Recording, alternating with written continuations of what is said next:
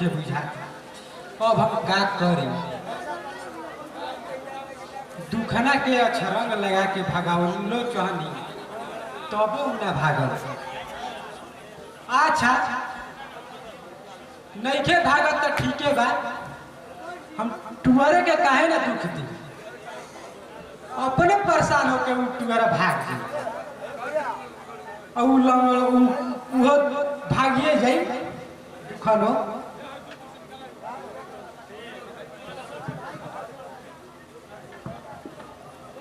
महेश, ए बेटा महेश, कहाँ बड़ा हो?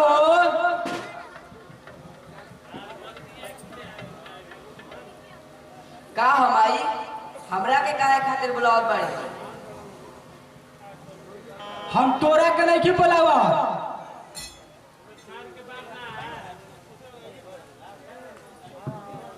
तू वही जरा, लेकिन हो दुलरुआ चाचा के तू फेंक। जा सुतल बाड़न भाई, उनकरा बदला में तू सुन जाओ, लेकिन उनकरा के जरूर भेजे नहीं।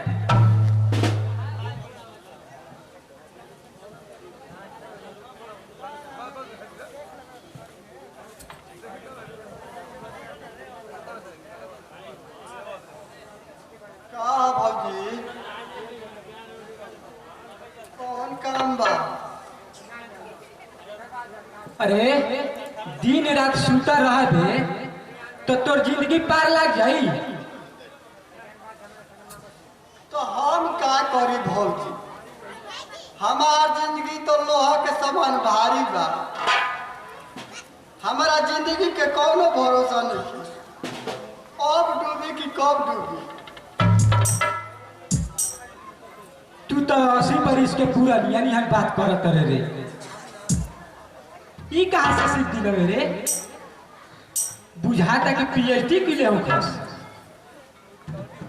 भौजी ए बदनसीब टुअरा के किस्मत इतना बोल कहाँ बा कि कबो स्कूलो जा सके। चुप रह,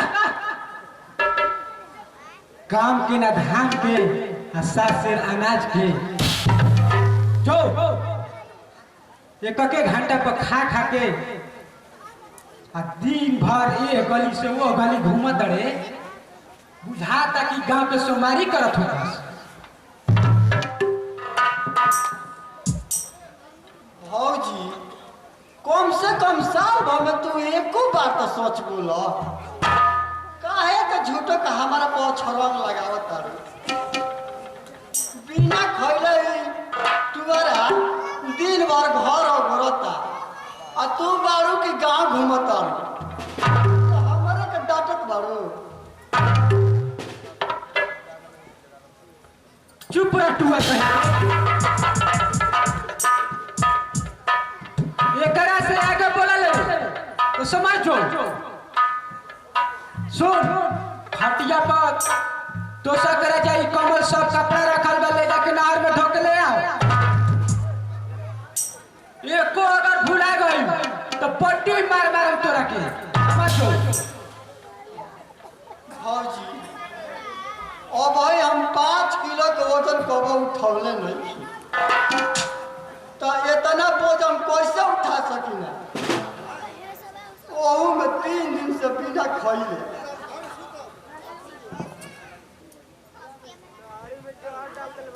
सुन जब ले लूगा खींच के ना ले गए तो तोर खाए का मिली, समझो।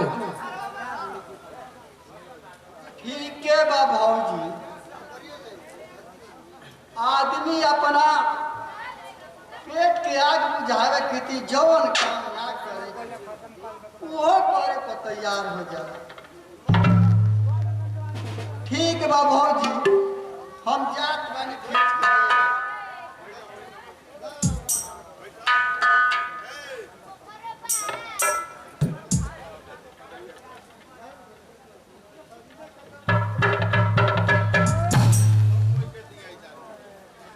दुखना, अरे दुखना मर गिले का रे?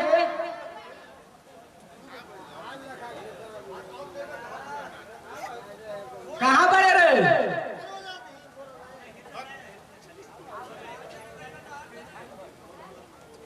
का बहू कौन काम बा?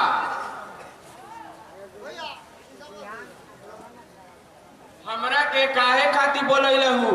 जैसे बुझात होखे कि तोहरा बिजली के झटका लाग गइल बा वैसे पुकारत बाड़ू। अपन मुंह संभाल के रख, नहीं तो तोरा के ऊपर नीचे नोट रख के जरा देबहू, समझ? सुन, एक और बात सुन ले, और मुंह से हमरा के बहू कहे के कोशिश कर ले तो तोर जीभ कबार के तोरा हाथ में रख दे। मुंह तो संभाल के रखल ही बानी मालकाइन।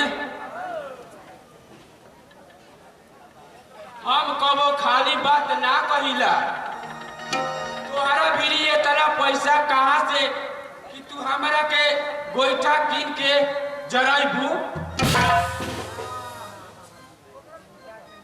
अरे तू अभी हमारे गर्मी देखले नहीं खस, हमारा गर्मी के आगे आगे तो बड़ बड़ जना के पसीना छूट जाला, तो तू तो एगो पतल चाटे वाला नौकर हवे रे। तू ठीक कहत बड़ी मालकाइन,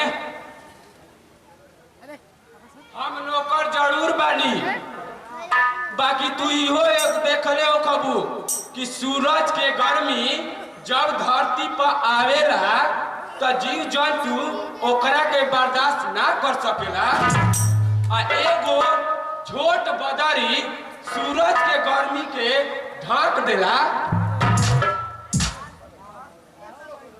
आ ओ बदरी पर सूरज के तनको तर ना गलेला। यही से तू अपन गर्मी संभाल के रख। दुखरा, तू अपना के पदरी हमरा के सूरज मत समझ। हम लोहा के ऊ गरम लोहा हनी कि लोहा पानी में डाल के भी अपना से दूर रखल सर, समझ?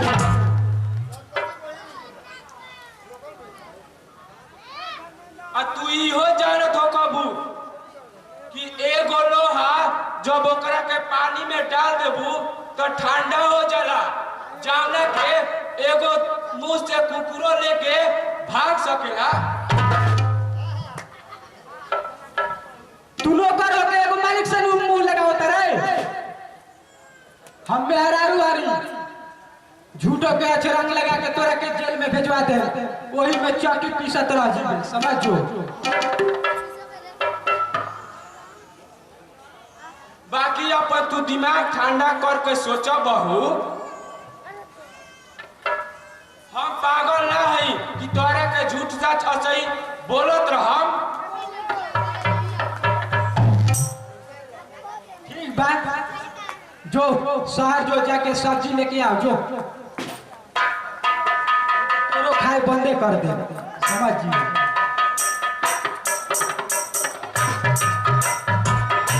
तू गलती नहीं को कहत मालकाइन,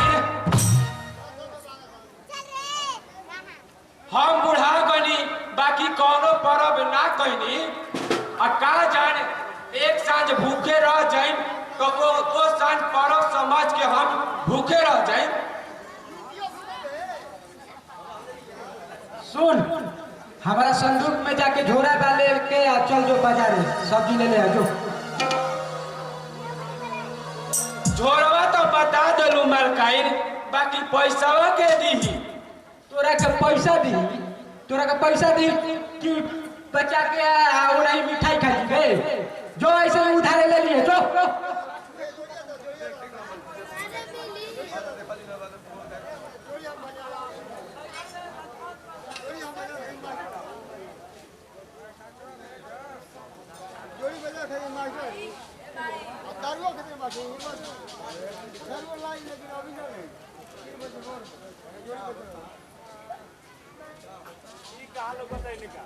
भाई हे भाई, बहुत ज्यादा समय नदी में नहाए जात बानी।